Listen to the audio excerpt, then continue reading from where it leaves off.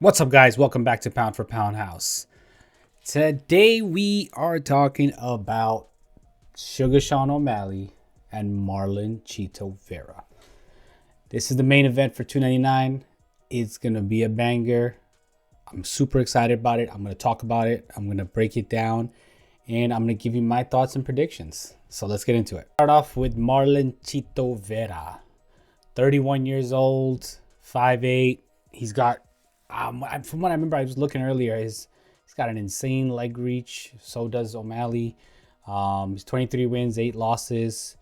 His last few go-aheads he had going on was with Corey Sandhagen, and then he had a unanimous decision with Pedro Munoz.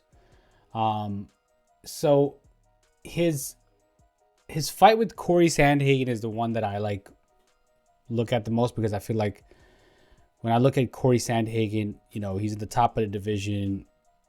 He's one of the toughest guys in the division, and he didn't get through him. He didn't do much with him, so it was strange. I don't know how that fight worked out. It was what it was. That fight was just like very slow. It wasn't there. I personally did not enjoy that fight. I think a lot of us did not enjoy that fight, but it is what it is. And then prior to that, he had a couple good wins. He had Dominic Cruz, that was an insane head kick. Beat Rob Font, Frankie Edgar, and then Davey Grant. And then before that, he lost to Jose Aldo. And he also beat Sean O'Malley, which is where he's going to be fighting again, right? Now, I'm not going to touch on him any just yet. I'm just going to go through some of his history before I say this. He's been in the industry. He's been in the UFC since 2014. So he's a veteran. He's a veteran. Even though he's 31, he's prime time, but he's a veteran. He's obviously a great fighter, very well-rounded. He can stand up. He can take it to the ground. Whichever way he wants to go with it, he can go with it. The only concern with him that makes me that worries me when it comes to his fight in this is that he's a slow starter. He's very slow. And I get he's got a tank for 5 rounds, which I don't. From what I remember in the Corey Sandhagen, he slowed down. He was slow and he stayed slow all the way through 5. Usually he picks it up towards the end, but he didn't. That slow starting might not be in his favor. That's just my opinion on that. But going into the last fight between him and O'Malley, that fight was interesting. It started off. If that first round, if I was gonna say it wasn't to go to anybody, if it had to go the distance, it in the first half at least was going towards O'Malley, because O'Malley was just piecing him up, moving, pacing him up, moving, kicking him, kicked him in the legs a couple good times, got him some hard shots in the body, hard shots in the legs. O'Malley was just moving. O'Malley was moving. He was doing his thing, and he was looking really good in there. Unfortunately, that little, I don't know what he did, try to, do some move, messed up his foot, or he sprained it, when he did that, messed up his leg. And unfortunately, that didn't work out for him the rest of the round. He ended up getting screwed because, he ended up screwing himself because of whatever that little move he was trying to do. And got TKO'd. I think the fight got ended a little sooner than it probably should have, but I think also Herb Dean noticed that his leg was just fucked up, so he was like, all right, well, we're just gonna stop it before he takes any more damage, because I don't think he's gonna, I think he just was like, that's it, we're done with this. Maybe he could have went another few more punches. Maybe O'Malley could have moved. I know he was hurt when he went down. I think he twisted it again as he was going down, whatever it was. But maybe a few more shots possible. At least I feel that way. But, it is what it is. That's all over. That was, to me, it's still a win for Vera. Still a big win for Vera. But, now this time around, I don't think it's going to be, as easy as an injury. Or let's hope not, right? We want to see a full fight. But yeah, Marlon Vera is a great fighter. He's also in the top of the division. He's obviously the real deal. He's been around for long enough. He's got 23 wins under his belt.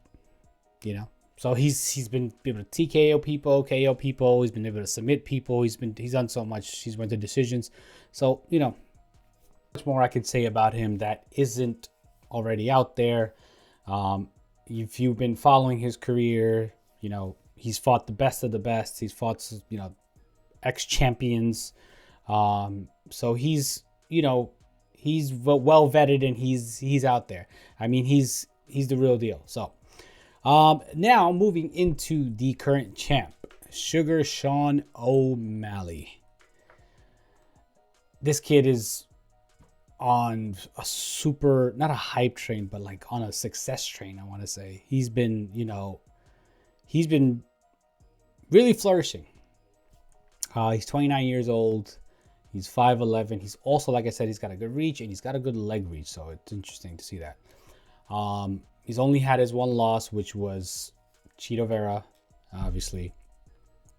Doesn't have many submissions under his belt. It's primarily a striker, but I think he's pretty good at, keeping himself from going to the ground at least. Obviously, his last fight out was against Aljamain Sterling. He's been criticized a lot, especially because of the fact that, he's fighting Chito Vera, who's like down the rankings. He's number 5. But hey, I guess he wants to avenge his loss, or he doesn't even consider it a loss. So yeah. He's been on an interesting run. I mean, since he's gotten into the UFC 2017, he's had like an injury where he was out for a little while. As you can see, if you look at his fights, it was against, I think it was the last fight was against Andre in 2018, and he was out for 2020. It's crazy. I didn't even know that. I didn't even realize, not know, but I didn't realize that he's been there since 2017 in the UFC, which is wild because, I'll be honest with you, thinking all these new faces that I keep seeing and these up and coming guys, or these new champs now, I'm always thinking they came in that, that wacky time of the year. You guys know what I'm talking about. That, that wacky 2-3 years we had, unfortunate, crazy ones. But I mean, yeah, he's been around since 2017. Shit. So he's a champ now. He's the real deal. He's been through some tough tests. Petr Yan was, my opinion, was obviously his toughest one. I think it's everybody's opinion on that one. That was his toughest test. I don't think he won that fight personally, but I'm not a judge, and the judges decided that he was the winner. But it is what it is. That's controversial. I'm not going to dive too deep into that.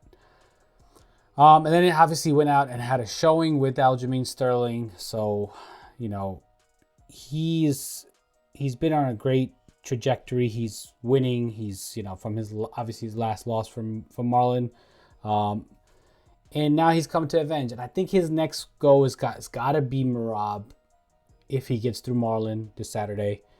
And if he doesn't, then it's probably going to be him and Merab for the title. Looks like that. That's how it would probably end up. That's how I feel like it.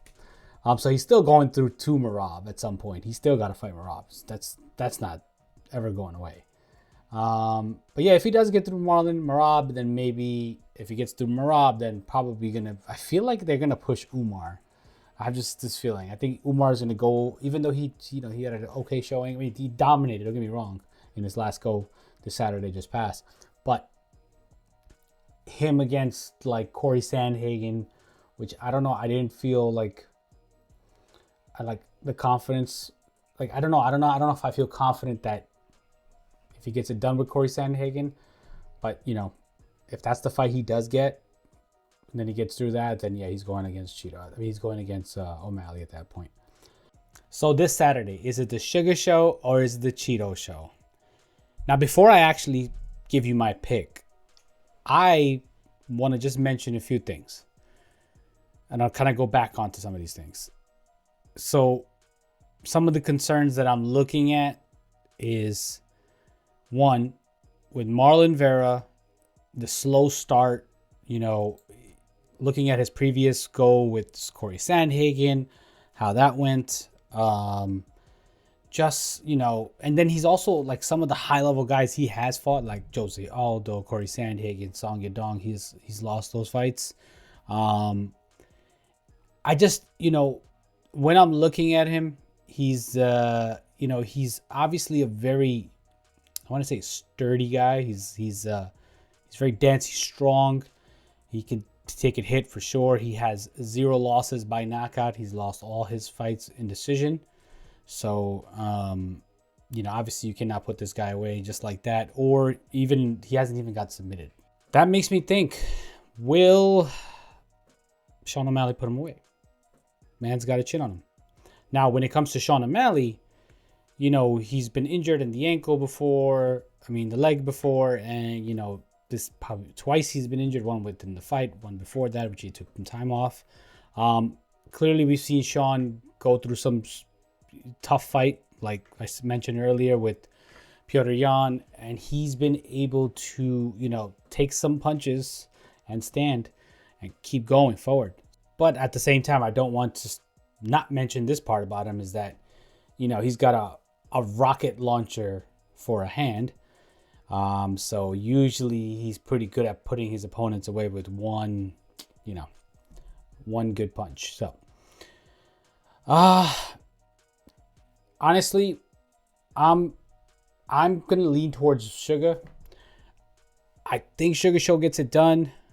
I think he possesses all the tools. I'm like literally basing my whole thing is off his previous fight with Marlon, and then also the fact like the performances where they've two been and since they've last fought. Chito, obviously, it's like I can't completely count them out because it's going to be really, really, really, really hard for Sean O'Malley to put him away. I don't even know if it gets to put him away. I don't think it's going to be a TKO or a KO at least. I think the likely chance of it being a TKO is probably there, but a KO definitely not. It's probably going to go to decision, the fight. It's going to be a long-ass 5-rounder fight. And like I mentioned before, Chito is going to be... Usually what he does is just start slow. And that might not be in his benefit, because O'Malley's going to try to get him out early. He's going to do whatever in his power to get him out early, not drag it all 5 rounds. I don't think O'Malley wants to sit through 5 rounds. I think O'Malley can go 5 rounds. No doubt about it. But I don't think he's going to want to sit through those. He's probably going to want to put him away early. But if Marlon's a slow starter, and if it does go 5 rounds, I think he's going to take a lot of damage in the beginning. And, as we saw in the last fight, O'Malley was kicking him, breaking him down from the legs. That's where he was starting with. And the slowing him down, kicking him in the ribs and stomach. Front kicks. I think it was some front kicks. And basically chopping him down. So I don't think this is going to be... I don't think that it's smart for Vera to start slow. I think Vera starts fast.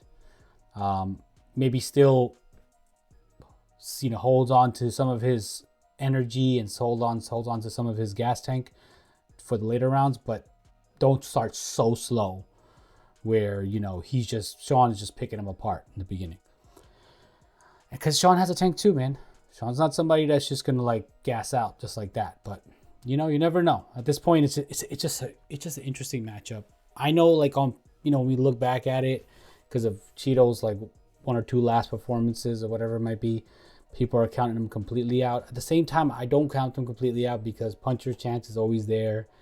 Injuries possible again, never know. He might take out O'Malley's leg again somehow or some way.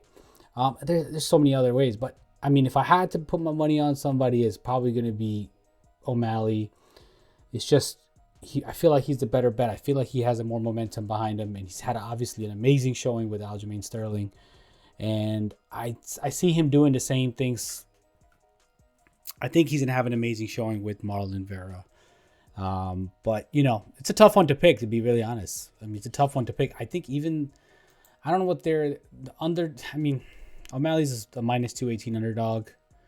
But, and just to kind of mention one thing, though, I also think Marlon comes out as a different fighter this time around, too. Even though I think Suga takes it, but I think Marlon comes out with more fire this time because it's for a title. You know, it's a big deal now. It's a big deal. Usually the people in the first chance at it. I mean, this might even be his last chance at it, because honestly, if he doesn't beat Suga this time, I don't know if he gets through Marab. I don't know if he gets through like somebody like Umar. I don't know if he gets through. I mean, he would have to go back to Corey Sandhagen, which probably same scenario again. So I don't know. This is probably his one and only, and probably his last chance. So, but I wish both of these guys the best. I'm going with Suga Sean. I think it's a TKO or it's a decision loss. But I'm excited for this fight. I mean, I'm sure you guys are too. 299 is a banger ass card. It's a stacked card. Might be better than 300 to be honest. So, but anyways, give me your guys' thoughts on this. Let me know what you guys think. Who do you think is going to take this? It's a tough one to decide, in my opinion. Maybe you guys have some different insight on this. Maybe you guys think differently. But yeah, let me know who you guys are riding with. Leave your thoughts in the comments below. And I'll see you guys on the next one. Hey guys, thanks for watching. Please don't forget to like this video. Also, if you're enjoying the content, please consider subscribing, and don't forget to hit the bell icon so you can see all the new videos I upload.